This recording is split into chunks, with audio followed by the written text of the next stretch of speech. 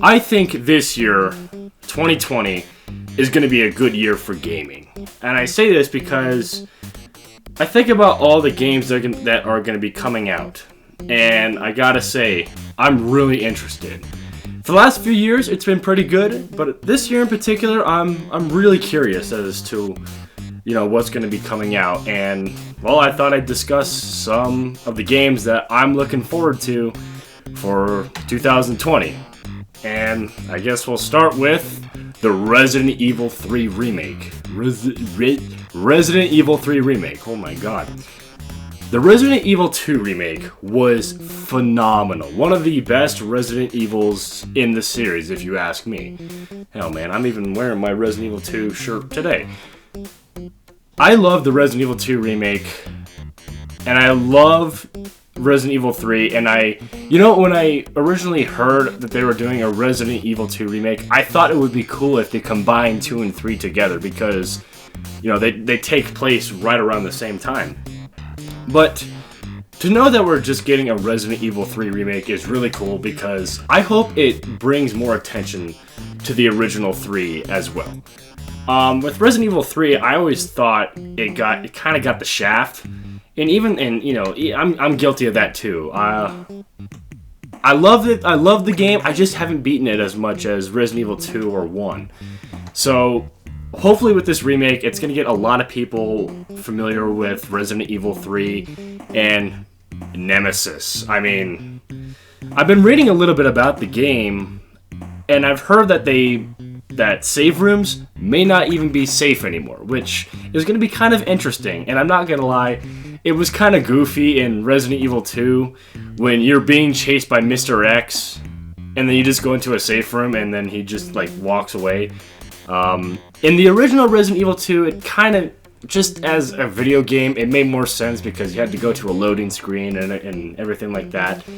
But, I'm interested to see how that would work, because, that's a staple of the series, is to, that's the save room. That's where you actually are safe. But who knows? That may not be the case anymore, which is going to be pretty cool, I think. Now, the second game I'm looking forward to is Gears Tactics. Now, I'm not the biggest strategy game guy out there. I like strategy games. I suck at them. I'm horrible at them, okay? I suck. Whether it be turn-based or tactics-based, I'm horrible. But I like Gears of War, and, it kind of makes sense that Gears of War would have a tactics-based strategy game. When I heard about it, I was like, that would be pretty interesting to see. I always felt it would fit right into a strategy game, so seeing this would be kind of cool. Now, again, I don't know anything about Gears Tactics. All I know and all I've heard is that it's going to be sort of like XCOM, which is cool because I like XCOM, and, well, I hope that it's going to be good because, it's Gears. And, I haven't played Gears 5 yet. I haven't gotten around to buying it. But Gears 4, it wasn't bad, but it just wasn't the game I wished it was. But hopefully, I'll get around to playing Gears 5, and then after that I'll play Gears Tactics, because it looks really interesting.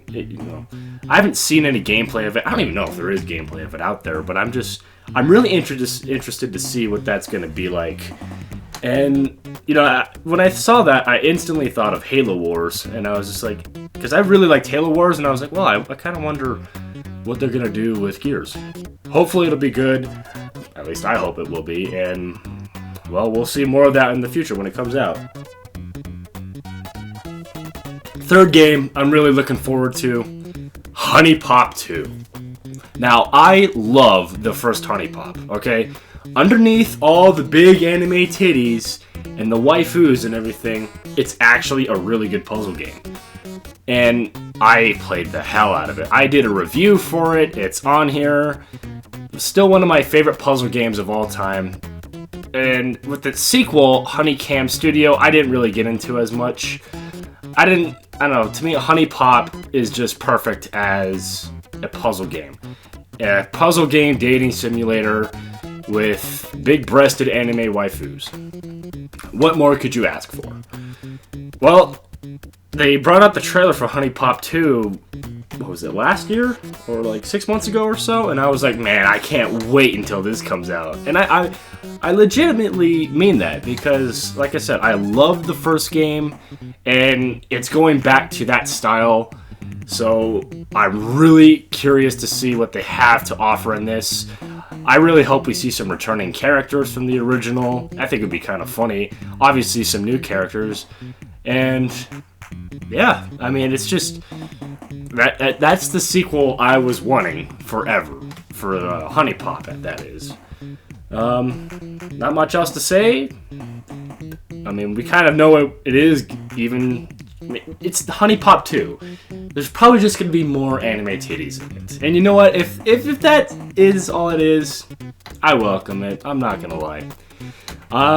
Number 4 game I've been looking forward to is the Final Fantasy VII Remake.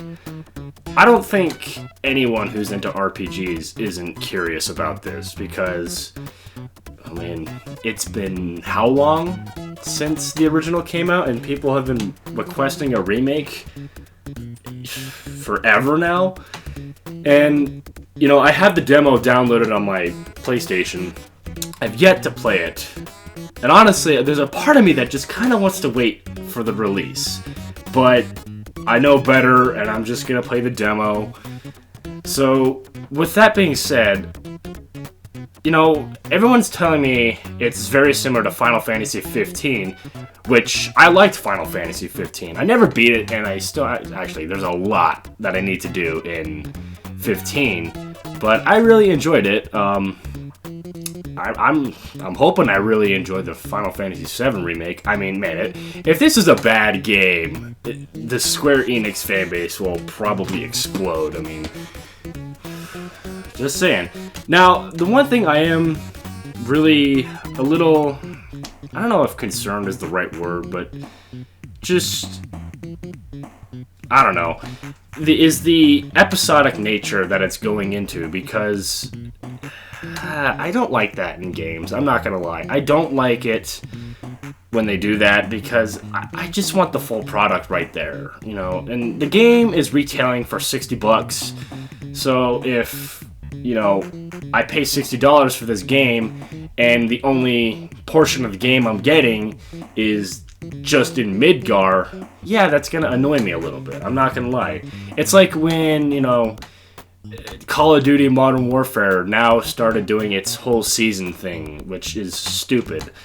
Video games are not TV shows. Let's not call them seasons, please. But other than that, from the gameplay I've seen, it looks good.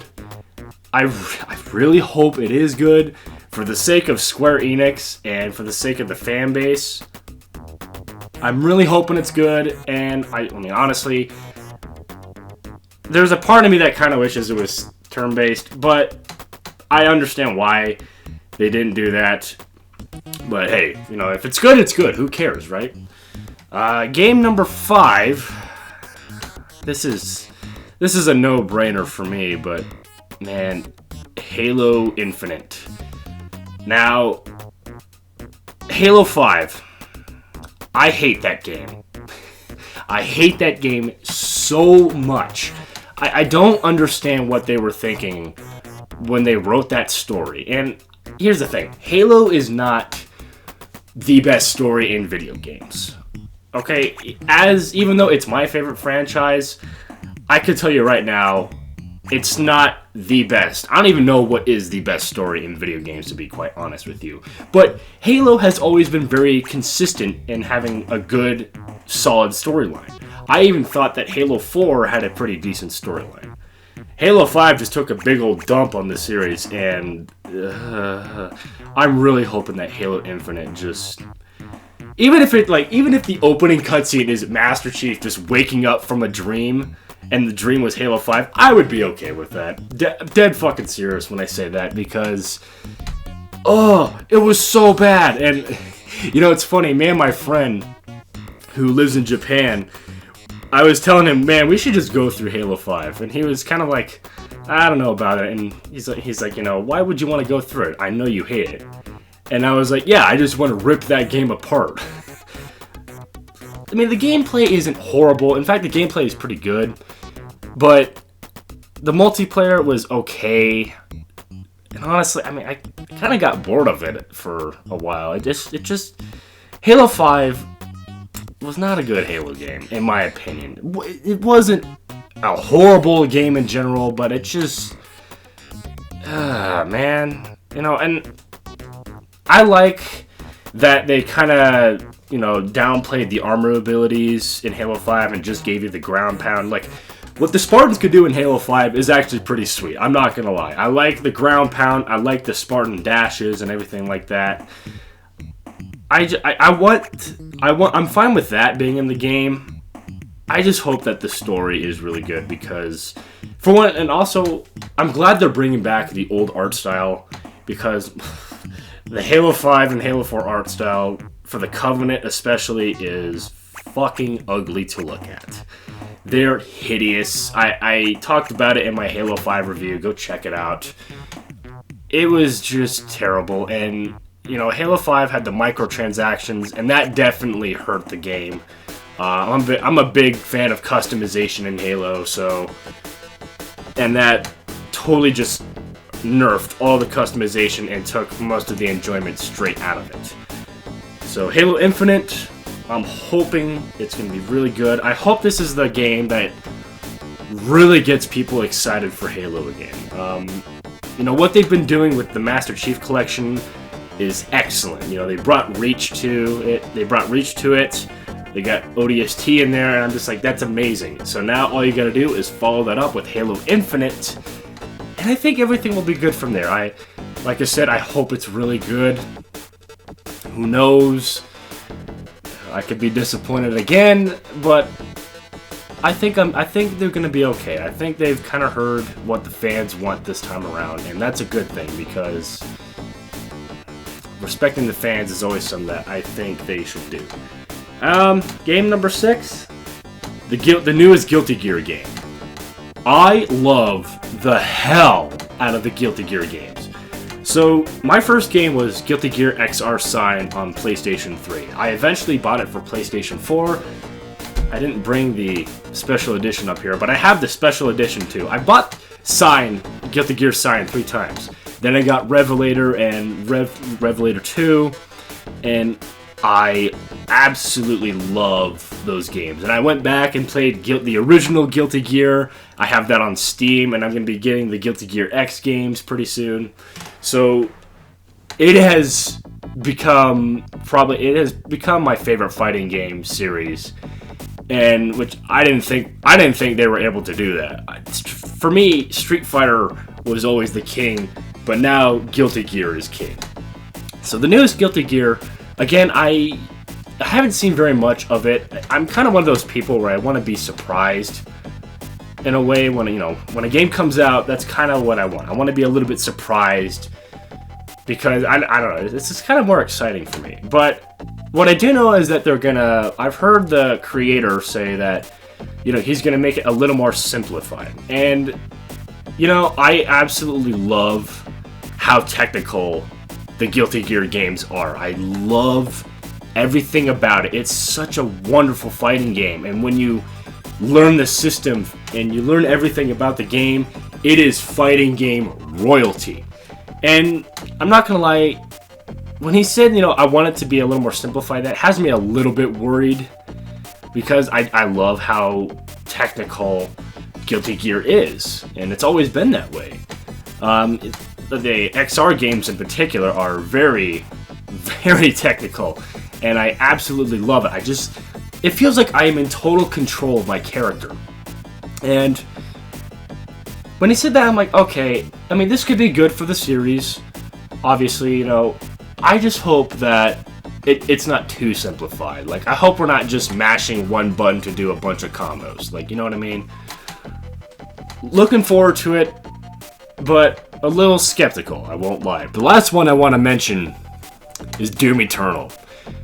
First of all, the Doom 2016 reboot was everything that I wanted out of a Doom reboot. It is such a badass game. I spent hundreds of hours in it. I got every rune, I got all the little secrets and everything. It was such a badass game. And with Doom Eternal, it looks like it's going to be even more badass, alright? Now, a lot of times when I see sequels do this, I kind of feel a bit disappointed, or maybe I'm not as interested, but this game, because I just like senseless violence, that's probably why. I think this game is gonna fucking rock. You know, it's got the... I remember seeing gameplay of it for the first time, and it just... First of all, it reminds me of Quake. It really does kind of remind me of Quake with, you know, the whole grapple, you know, the grappling hook, I should say. Which, by the way, if we could get another Quake game, that would be awesome. And I'm not talking about Quake Champions. No. I want another Quake game that has single player and multiplayer, because those first two Quake games are just amazing. Anyways, back to Doom Eternal, though. It looks like a sequel that should be done right, you know? And the way that id Software rebooted Wolfenstein and Doom, and then had the sequels after that were pretty damn good, I'm pretty confident that this one is also going to be pretty damn good. I imagine the soundtrack is going to be kind of similar to the Doom 2016, which, you know, I've said this multiple times, but I kind of wish it was a little more thrash-oriented rather than this sort of deathcore.